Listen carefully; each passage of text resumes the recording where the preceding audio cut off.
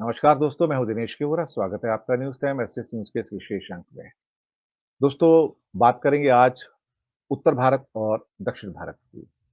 बढ़ती हुई दूरियां, पॉलिटिकल टसल तो है ही, आर्थिक जो खाई है वो भी बढ़ती जा रही है। जीडीपी दक्षिण भारत का, उत्तर भारत का बहुत बड़ा गैप होता चला जा रहा है। इसके साथ ही पर कैपिटा इनकम का गैप इतना है कि जहां बिहार ऑलमोस्ट $680 पे खड़ा है, वहीं पे कर्नाटक और बाकी जो राज्य हैं वो 5-6 हज़ार डॉलर पे, गोवा $7,000 के ऊपर पर कैपिटा पे खड़ा है। तो जो असमानता वाला जो हिस्सा है बहुत ही ज़्यादा बड़ा है। अब अ, एक नया मुद्दा भी निकला है कि साउथ कह रहा है कि आप मुझसे पैसे लेते हो और मुझसे पैसे ले लेके आप नॉर्थ को फीड करते हो और हम जितना कंट्रीब्यूट करते हैं, आप उसके बदले में हमें कुछ भी नहीं देते हो। ये कब तक चलेगा अल्टीमेटली? और अब एक साउथ का नया फोरम बनने जा रहा है, इकोनॉमिक फोरम, जिसमें डीके शिव कुमार भी हैं, जिसमें सिद्धारमैया भी हैं, तेलंगाना भी उसमें आ रहा है, केरल भी आ रहा है और तमिलनाडु भी जॉइन करेगा डेफिनिटली, इसमें कोई शक वाली बात ही नहीं है। तो कहीं न कहीं इस बात का लोगों को एहसास हो रहा है कि पैसे हम कमा रहे हैं, मेहनत हम कर रहे हैं, लेकिन जा किसी और को रहे हैं और हम जितनी मेहनत करते हैं, उसके बदले में हमें कुछ नहीं मिलता और कुछ राज्य जिनको बहुत ज़्यादा ऑलरेडी मिल रहा है, वो उसके बाद फिर भी बोलते रहते हैं कि हमें स्पेशल राज्य का दर्जा दो। तो अल्टीमेटली आप दूसरों के ऊपर कितना निर्भर रह सकते हो, ये भी देखने वाली बात है। और ये पॉलिटिकल टसल इसलिए है कि उत्तर भारत में सीटें इतनी ज़्यादा हो चुकी हैं, दक्षिण भारत में ले-दे के मुश्किल से 130 सीटें हैं लोकसभा की, तो इनको दक्षिण भारत की ज़रूरत ही नहीं पड़ती राज करने के लिए। तो ये एक ऐसा टसल है जहाँ पर पॉलिटिकल पावर तो उत्तर भारत के पास है, लेकिन जो आर्थिक पावर है, वो या तो दक्षिण भारत के साथ है या फिर पश्चिम भारत जिसमें महाराष्ट्र और गुजरात आते हैं, उनके पास है। तो ऐसा लगता है कि भारत की 6 या 7 स्टेट्स ऐसी हैं, जो पूरे इंडिया को फीड कर रही हैं। अब उसमें कुछ तो परमानेंट टेकर्स बन गए हैं कि हमें तो काम करने की ज़रूरत नहीं है, हमें तो पैसा मिलता रहेगा। हम काम करें, ना करें, उद्योग लगाएँ, ना लगाएँ, हमें तो पैसा मिलेगा। और कुछ ऐसे हैं जो लगातार उद्योग लगाते चले जाते हैं और उनको उसका रिटर्न नहीं मिल पाता। जीएसटी के टाइम में भी उन्होंने यही कहा था कि हम प्रोडक्शन स्टेट्स हैं और हमें पैसे नहीं मिलेंगे, हमें उसका कोई इंसेंटिव नहीं है। और जो कंजम्पशन स्टेट हैं, उनको पैसे मिल रहे हैं सारे के सारे। तो वहाँ ये कहा गया था कि प्रोडक्शन स्टेट को जो ओरिजिनल ड्राफ्ट आया था जीएसटी का, तब मैं जीएसटी का मास्टर ट्रेनर हुआ करता था। तो जो ओरिजिनल ड्राफ्ट था, उसमें जो प्रोडक्शन स्टेट थी, उनके लिए भी 1 से 2% का इंसेंटिवाइज़ेशन था कि अगर सपोज़ करो 18% है, तो 16% जो है, जो कंजम्पशन स्टेट है, उसको मिलेगा, 2% जो है प्रोडक्शन स्टेट को मिलेगा। ताकि स्टेट्स को हमेशा एक इंसेंटिवाइज़ेशन होना चाहिए कि वो नई फैक्ट्रियों को अपने यहाँ पर लाएँ और लगाएँ। लेकिन ऐसा लगता है कि किसी भी फाइनेंस कमीशन ने इन एनोमलीज़ को देखा नहीं और बहुत सारी चीज़ें ऐसी कर दी जिसकी वजह से खाई और बढ़ती चली गई। यही विषय है, बात करेंगे, कुछ डेटा मेरे पास है वो भी मैं दिखाता हूँ। इससे पहले मैं अपने मेहमानों का परिचय करवा देता हूँ। हमारे मेहमान आज हैं आत्मजीत सिंह जी, इकोनॉमिस्ट भी हैं और विश्लेषक भी हैं, स्वागत है। हमारे साथ गुजरात से भी इकोनॉमिस्ट और क्या कहते हैं इकोनॉमिक्स के पत्रकार हिमांशु भयानी, सर आपका भी स्वागत है। और हमारे साथ और बहुत बेहतरीन हमारे मित्र विश्लेषक अनिल जैन जी हैं दिल्ली से, सर आपका भी बहुत-बहुत स्वागत है। मैं थोड़े से आपको डेटा दे देता हूँ यहाँ पर कि ये नॉर्थ और साउथ की टसल है, तो जो मेरे पास है इस time data, political power versus ये इकोनॉमिक पावर है। तो south alliance on economy is being formed. ये पहला चार्ट है, जिसके अंदर मैं आपको पढ़ के बताता हूँ कि अगर आप ₹1 प्रोवाइड करते हो सेंटर को, तो उसके रिटर्न में सेंटर आपको क्या देता है। महाराष्ट्र को देता है 8 पैसे, कर्नाटक को 15 पैसे, हरियाणा को 18 पैसे। हरियाणा और पंजाब 2 ऐसे स्टेट हैं जो थोड़े वापस देते हैं दिल्ली को मिला के भी। गुजरात को 28 पैसे, तमिलनाडु को 29 पैसे, तेलंगाना को 43 पैसे, आंध्र प्रदेश को आपका 49 पैसा, इसके अलावा पंजाब को 69 पैसे और एक और स्टेट है, उनको 87 पैसे है। मैं थोड़ा-सा इसको ब्रॉड करता हूँ, थोड़ा मुझे पढ़ने में भी दिक्कत हो रही है, तो मैं I will make it slightly bigger. जी हाँ, तो यहाँ पे वेस्ट बंगाल को 87 पैसे था, पंजाब को 69 पैसे। अब उत्तराखंड से जो लाइन शुरू होती है कि आप जो ₹1 प्रोवाइड करते हो सेंटर को, तो वापस में सेंटर आपको हर साल कितना देता है। उत्तराखंड को ₹1.29 पैसे, राजस्थान को ₹1.33 पैसे, उड़ीसा को ₹1.35 पैसे, हिमाचल को ₹1.46, छत्तीसगढ़ को ₹1.96, झारखंड को ₹2.15, मध्य प्रदेश को ₹2.42, असम को ₹2.63, उत्तर प्रदेश को ₹2.73 और बिहार, जो हमेशा शिकायत करता है कि स्पेशल दर्जा दो, ₹1 कंट्रीब्यूट करता है और उसको ₹7.06 वापस मिलते हैं साहब। ₹7.06 वापस मिलते हैं। तो यानी कि जितना आप इकोनॉमी में कंट्रीब्यूट कर रहे हो, उससे 7 गुना आपको केंद्र दे रहा है, उसके बाद भी आप माँगते हो कि और मुझे पैसे दो। इसके बाद शेयर डिस्ट्रीब्यूशन के जो फैक्टर्स थे पिछले फाइनेंस कमीशन के, इसमें इनकम डिस्टेंस यानी कि गरीबी और अमीरी के बीच का जो डिस्टेंस होता है 2 स्टेट का, जैसे कि मैं बताऊँ कि उम, बिहार का $680 का पर कैपिटा इनकम है और गोवा $7,000 है, जो इंडिया का हाईएस्ट है। गोवा, सिक्किम, चंडीगढ़ ये काफ़ी हाई माने जाते हैं। तो इनकम डिस्टेंस कितना है? तो ये ऑलमोस्ट आप समझिए 10 गुना का 1 इंटू 10 हो जाता है। पॉपुलेशन 15% का वेटेज है। ये इनकम डिस्टेंस का 45% वेटेज, पॉपुलेशन 15%, एरिया का 15%, demographic performance 12.5%, forest and ecology को 10% उसमें और टैक्सेस एंड फिस्कल जो आपका साइड है डोमेन 2.5% है उसमें कुल मिला के।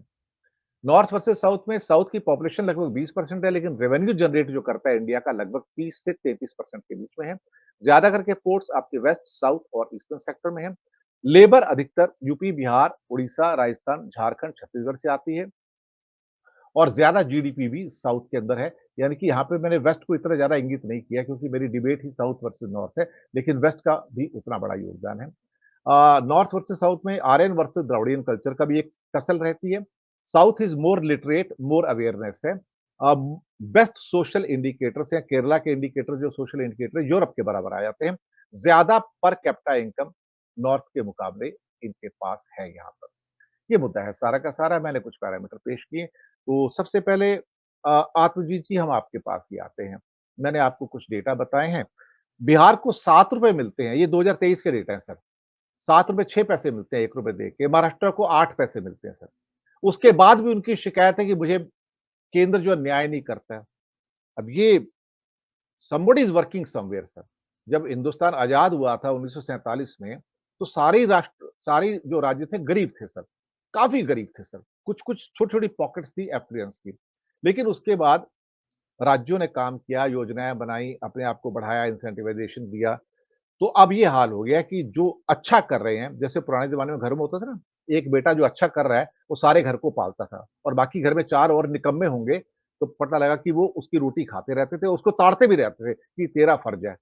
बस कुछ वैसा ही हो रहा है, जैसे वो हमारी जॉइंट फैमिली में पहले होता था कि साउथ वाले और वेस्ट वाले पैसा कमाएँगे, लेकिन इसमें हरियाणा और पंजाब भी ऐसे हैं जो जितना देते हैं उससे कम उनको वापस मिलता है। मैं आपकी इस पूरे परिदृश्य के ऊपर टिप्पणी चाहूँगा सर। आत्मजीत जी। देखिए, जो आपने बात इंगित की है साउथ वर्सेस नॉर्थ की और उसमें आपने पंजाब हरियाणा का भी अच्छा किया ज़िक्र कर दिया कि एग्रीकल्चर में हमको आत्मनिर्भर बनाने में अगर पंजाब हरियाणा नहीं होता तो हम लोग आत्मनिर्भर नहीं होते। तो हमारी आत्मनिर्भरता का खासकर एग्रीकल्चर प्रोड्यूस पे हरियाणा और पंजाब का एक बहुत बड़ा योगदान रहा है। साउथ की जो आपने बात की उसमें जिस तरीके से तमिलनाडु, केरल में प्रोडक्शन होती है ज़्यादा, फैक्ट्रियाँ ज़्यादा हैं, ऑर्गेनाइज़्ड वर्कर्स ज़्यादा हैं और जीडीपी के हिस्से में जैसे आपने कहा रुपए का सिर्फ 40 पैसा या 50 पैसा ही वो उनके वेलफेयर स्कीम्स में या उनको सेंटर से वापस मिलता है। कर्नाटक की सरकार का एक कल ट्वीट मैंने देखा सिद्धारमैया जी का, वो कहते हैं 15वें फाइनेंस कमीशन में डेवोल्यूशन से मुझे 45,000 करोड़ का नुकसान है। 45,000 करोड़ कोई छोटा-मोटा अमाउंट नहीं होता और उनको अब अपने रेवेन्यू स्ट्रीम को, चाहे वो एक्साइज़ हो, चाहे वो वैट हो या सेस हो, उससे ही स्टेट सेस से या स्टेट की एक्साइज़ से, उनको अपना ये शॉर्टफॉल पूरा करना है। बात ये आ जाती है कि ये सब हो क्यों रहा है? किस तरीके से देश के फेडरल स्ट्रक्चर को जो है वो खराब किया जा रहा है? और एक बात और जो आपने इंगित नहीं की, मैं उसको इंगित करना चाहता हूँ कि अगर आप पॉपुलेशन मेजर्स लें, तो साउथ की स्टेटों में जो पॉपुलेशन मेजर्स लिए गए, उससे एक पॉपुलेशन कंट्रोल हुआ, पॉपुलेशन साक्षर हुई। साक्षरता में तमिलनाडु, केरला, कर्नाटका 95% से ऊपर साक्षर है, तमिलनाडु तो खैर 99% साक्षर है। तो इन साक्षरता से जो पॉपुलेशन कंट्रोल मेजर्स लिए गए और अगर डिलिमिटेशन कर दी जाएगी 2024 के इलेक्शन के बाद, तो आप देखेंगे कि साउथ की सीटें जो हैं वो नॉर्थ की सीटों के मुकाबले वैसे ही कम हो जाएंगी। तो अगर मान लीजिए डिलिमिटेशन में अगर 100 सीटें लोकसभा की बढ़ाई जाती हैं और उसके अकॉर्डिंगली राज्यसभा की सीटें बढ़ाई जाती हैं, तो नॉर्थ का इतना वर्चस्व हो जाएगा कि साउथ बिल्कुल एलिनेट हो जाएगा। और यही कुछ मुद्दा जो है वहाँ की असेंबलीज में उठा, और यहाँ पे एक जिस तरीके से मॉब लिंच माफिया है, उस मॉब लिंचिंग माफिया की तरह पार्लियामेंट में, लोकसभा में ये कहा गया कि देखिए ये देश को बंटवारे करने की कोशिश कर रहे हैं, ये नॉर्थ और साउथ को डिवाइड, ये हिंदुस्तान के 2 टुकड़े करना चाहते हैं, हम अखंड भारत की परिकल्पना करते हैं।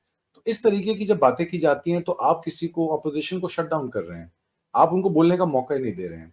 जो आपने पर कैपिटा इनकम की बात की, आज हिंदुस्तान की पर कैपिटा इनकम अगर $2660 है, जो कि रफली अबाउट 16-18 हज़ार रुपए आती है, तो ये जो सरकार कहती है कि 25 करोड़ लोगों को हमने गरीबी रेखा से मल्टी पॉवर्टी इंडेक्स में ऊपर कर दिया, और उसके इंडिकेटर जो हैं वो 12 इंडिकेटर्स जिस पे वो बात करती है, उसको लमसम उन्होंने इसमें डाल दिया कि किसके पास खाना है, किसके पास कोई हेल्थ बेनिफिट छोटा-मोटा है या रहने को छत है। तो उसको उन्होंने एमपीआई मान लिया। उसकी इनकम नहीं काउंट की, और आपने पर कैपिटा इनकम जो है वो जेनरिक पर कैपिटा इनकम ले ली जो जीडीपी से जनरेट होती है। अब आप एक बात बताइए, अगर देश में 10 या 20 हजार परिवार देश की 80% जीडीपी कंट्रोल रखते हैं, देश का अनऑर्गेनाइज सेक्टर देश के ऑर्गेनाइज सेक्टर से 95% है, और उस अनऑर्गेनाइज सेक्टर का आप जीडीपी के, आप उसके जीएसटी के, आपने कहा कि आप रहे हैं संचालक या मास्टर रहे हैं उसकी प्रैक्टिस के लिए या उसकी ट्रेनिंग के लिए, तो आप भी जानते हैं कि 95% असंगठित क्षेत्र जो है वो जीडीपी के दायरे में आता ही नहीं, जीएसटी के दायरे में आता ही नहीं है।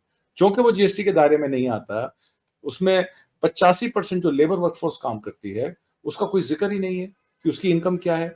और एग्रीकल्चर, जो कि लॉकडाउन में आपने देखा किस तरीके से एग्रीकल्चर ने 45% वर्कफोर्स तो वैसे एग्रीकल्चर में काम करती है, और 15% का भार उस पर पड़ गया।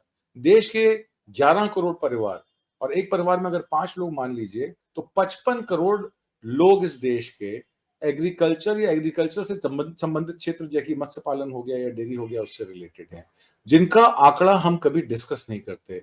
पर देश की व्यथा ये है कि वो जीडीपी को लेकर और पर कैपिटा इनकम को लेकर आपको ये स्वप्न दिखाती है कि आज हम 3.5 ट्रिलियन इकोनॉमी है, 2027 तक हम 7 ट्रिलियन हो जाएंगे, और 2047 तक हम एक विकसित भारत की ओर 30 ट्रिलियन इकोनॉमी बन जाएंगे।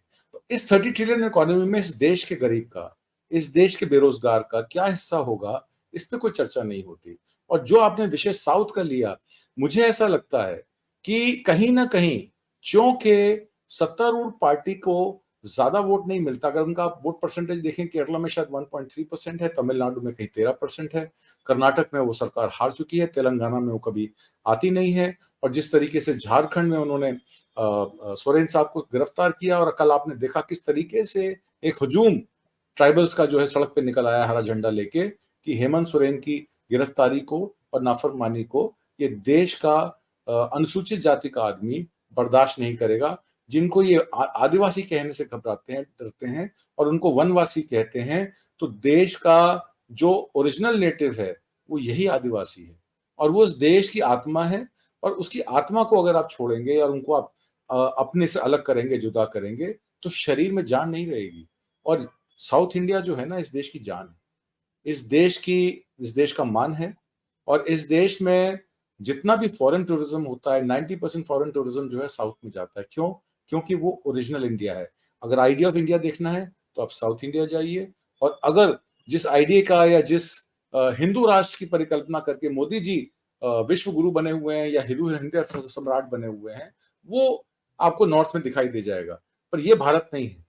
भारत वही है जो लोगों के मन में बसता है, दिल में बसता है। जी, दिनेश वोरा जी। आपने